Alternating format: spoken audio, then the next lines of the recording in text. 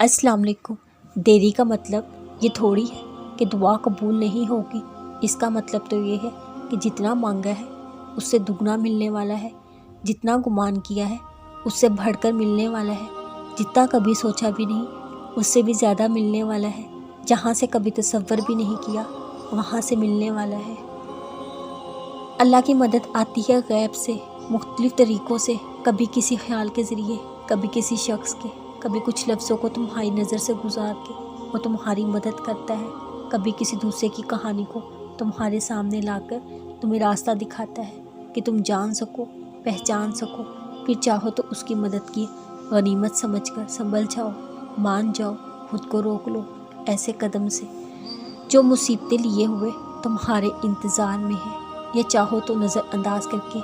گزر جاؤ۔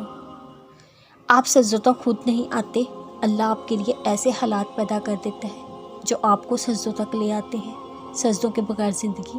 بہت مشکل محسوس ہوتی ہے، بلکہ بے رونق، اور یہی احساس آپ کو ہر روز سجدے میں جھکاتا ہے۔ جو آزمائش اللہ کے قریب کر دے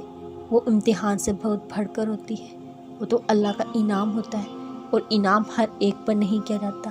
اس کے لیے خاص بندے چنے جاتے ہیں۔